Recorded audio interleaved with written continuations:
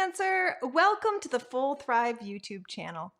If you're looking to build a thriving freelance business where you find clients you like, do work that you love on your own schedule, you're in the right place. One of the things I talk to my students about all the time is the importance of a discovery call. Getting on a call or face-to-face with a potential client is the most important aspect of landing clients that you like. Now, what do you say on this call? What is the structure of a great discovery call? You know, I teach a free masterclass, and I'm going to share with you the tips that I shared with them about how to structure a discovery call, gets you the information you need, wins over the client, and lands you more business. So you're in for a treat.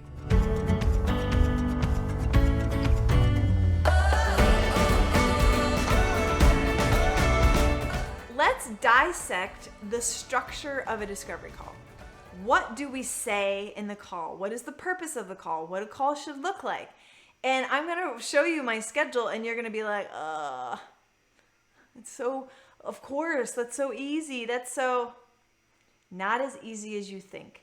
And while it's not a perfect script, you really need to be able to hit these points quickly and keep the conversation moving. So I'm going to walk you through the structure of a discovery call. Now, I'll just say this. My early discovery calls used to run about an hour. So if you've been on a discovery call like, dang, Lisa, 18 minutes, that's impossible. Mine are going an hour. If I'm honest, like an hour and a half or even longer. Drop in the comments how long your normal discovery calls go. I just want to see. I already gave you my confession. They were going over an hour. How many of yours are an hour or over half an hour? Be honest. Confession time. I'm going to give you my structure for the 18-minute one.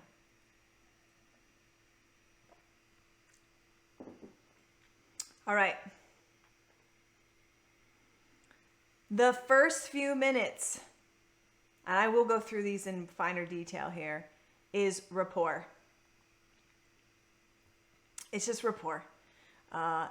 It's the awkwardness of the first date. All right, you guys are good. Joel's 30 to 40 minutes. Chris is 30. Holly's 20 to 30. Holly knows. She's getting her times down. I give the client 8 minutes. I give myself 5 minutes. And I take 2 minutes to wrap it up. I can wrap things up very quickly. So I'm going to go through these in more detail. Any of you think this is impossible? Listen, it starts by first believing it is possible and that it's okay. Here's what I know is if your discovery calls are going long, your client calls are going long, your project work is going long, you need to cut your stuff down, become more efficient. That's how you make more dollars per hour. All right. So on the rapport part, just know it's awkward. Oh my God, it's like a first date. It's like, oh, so if you feel awkward, just know that's normal. So do they, okay?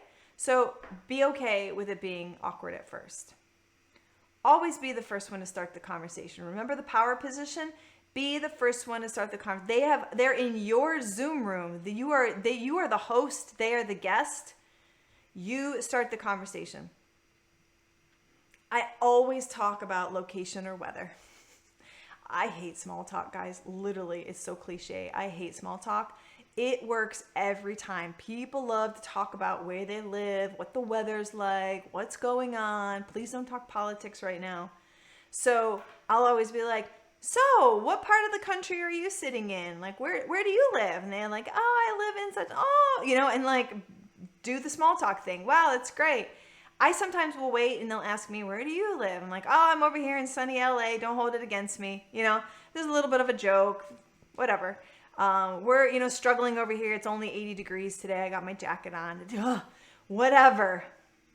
I'm telling you guys, I would much rather cut to the chase. I would much rather go for the throat. I would rather just get it done. It doesn't work that way. You've got to build rapport. But if you keep it short and sweet, please just keep it to something like location or weather that you can't exhaust and just keep yakking on about So how many kids do you have? Like, don't do that one. You can share something personal as appropriate. Man, homeschooling 3 kids during quarantine is driving me crazy, right? Or I haven't had my second cup of coffee today, or whatever it might be. Feel free to share something personal. It does just break the ice. You guys know how to build rapport. I don't need to tell you this. I'm just giving you permission to say, hey, don't be like me in the beginning that just went for it. Really try to warm them up a little bit. Here is where you change the tone. And I'm going to talk about this a couple times.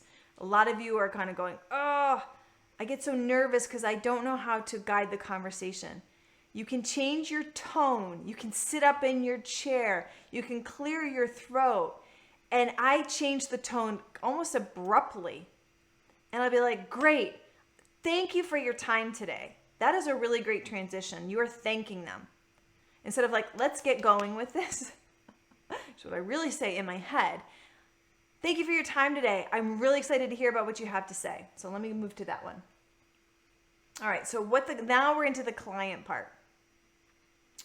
Always have the client speak first. Always have the client speak first. Guys, always, because they'll go, oh, tell me about what you do. Say, yes, I will. I'm happy to share exactly how we work with clients. I would love to know more about where you're at. And so here are I'm going to give you some of the questions in just a second. I will give you some questions to ask. Did you hear me? I'm going to give you the questions I ask. When you ask the questions, frame them. Almost fill in the blanks for them. Give them a sentence that they can just answer. It can be really hard. If you don't guide them, they will go on and on. Or they won't say anything, and then you're like pulling. I always take notes. I look like I'm taking notes. I will take notes. I pretend I'm taking notes. Whatever. If I'm taking notes, and then I record the call. And I'll tell you why it's important in a minute. Okay. And of course, you're going to ask follow-up questions. But I'm going to give you these questions now, okay? All right, so here's some sample questions. Please frame this. Don't just say, tell me about your company. Oh my God, I have done that so many times that I have gotten lost and I've had to whoa, let me reel you back in here. This is what you want to say, something along these lines. I'd like to know more about your business. I've seen your website. I read the job posting. I read our communications. I'm prepared. I'd like to know about where your business is at today, where you want to take it. Like oftentimes a company has a trigger event that causes them to go looking for support or a freelancer. What was that trigger event? And tell me a little bit about how it's applying to your business now. If you're not careful, they will start back when they were in kindergarten. I've seen it. So frame it for them. Give them a super tight line. And you can always apologize by saying, I know your time is tight today, so could you give me a snapshot of where your business is now, where you want to take it? Okay. Cora asked if I asked permission to record the call. No, I just hit record. Probably should. Okay. I always ask, where are you looking to take the business? So here are some questions. And I will not go one by one through these questions. I will frame it as a larger question and I'll listen to what they choose to answer. So where are you looking to take the business, right? Are you looking for new clients, more clients, higher paying clients? Each one of these is different. Like, are you trying to attract new people? Are you trying to increase the amount of people? Are you looking to get a different level of person?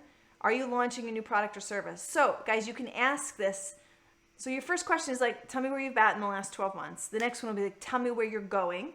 What are you looking for? Do you need new clients, more clients, higher paying clients? Are you launching something new? I will say it just like that. And then I'll sit back and I'll see which ones they like to answer. Usually it'll give me some indication of where they need the most help. And then I'll say, how are you hoping a freelancer can help you? What are the deliverables? What are the actual things that you want? This is for my proposal, remember? I want to know, do they need a website? Do they just need copywriting? They just what do you want a freelancer for? Me or anybody? So I don't ever put it personal to me like, oh, what would you like from me? I just say, what are you looking for? Right? Hopefully those questions help. You don't ask too many because remember, they're going to talk a lot. On your time, on your turn, I always make a transition. Again, here's another transition. I'll say, can I tell you about how I work with clients? Are you ready for me to share with you how I work with clients? I ask them because as soon as they say yes, they're giving me permission to talk. I'm not cutting in on them. I can't go into all this detail for everybody because everybody's a little bit different, but how you help clients. I always say we help really amazing, super smart companies translate their message into super simple words. And then I talk about, I walk them through the process. Stage 1, blah, blah, blah, blah, blah, blah, blah. Stage 2, blah, blah, blah, blah, blah, blah, blah. Stage 3, I go through, and I do it in words. Some of you might use a presentation, which I may start using. I just do face-to-face words. I literally walk them through each part of the process at a kind of a high level. And then I'll ask another question. So is somebody building your website, or do you have somebody on site that does your blah, blah, blah? Like I'll ask any other questions that I need. I know you guys are going to ask me this question. I have, as much as I've gone back and forth on whether we should ask for timeline and budget, I very, very rarely will do that. It might work for you. I don't bring up the budget question. I know what I'm going to charge. I've already pre-qualified them with my rates. I don't even want to have that discussion face to face. So I do not really ask for budget. In the opening questions, I might go, hey, let me know if you've got, timeline or budget or anything like that. It's kind of like and I'll see if they want to respond to it. But I don't go, tell me what your budget is for a project like this. It's never ended well for me. I can just tell you it just isn't. They're more than likely going to go under what I'm going to charge them, and now we're very, very awkward. I'm like, oh, okay then. All right. It's not even you may need to, you will need to make the transition. You are the guide, you're in the power position, this is your call, you are hosting the dinner party, you need to make the transition. Because the next transition is how do you close the call? So you need to change your tone, you need to change your pace, and this is how you do it. As I've gone through, I almost want them to be overloaded. I see it in their eyes. They're like, oh my God, I didn't know you did all this. And I literally will go like this. I'll pull back and I'm like, hey Jim, don't worry about everything I just told you. I promise. I will send you a detailed proposal. I've been taking notes. I've got a recording. I'd like to put my thoughts. Sometimes they'll go, oh, how much does this cost? I'm like, you know what, to be honest, I've been taking notes and I really need to think through. Every one of our proposals is unique. It's personalized, it's customized, but I will put it together. It'll give you the timeline, the deliverables, the price point, everything you need, and I'll send that over to you. So I know I shared a lot of information with you right now. It's okay. You're going to get it in a very detailed proposals, and I'm going to walk you through it. Is that okay? And let me tell you guys, this is a sales technique. You say, is that okay? And you nod your head. And you know what human nature does? They go, yeah. They nod their head. Okay? So you're basically giving yourself permission to buy a little bit of time to write a proposal. And then I just talk them through the next steps. That is how you transition to closing the call.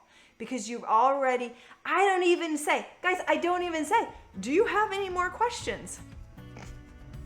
I usually don't. It could go anywhere, and I don't want to do that.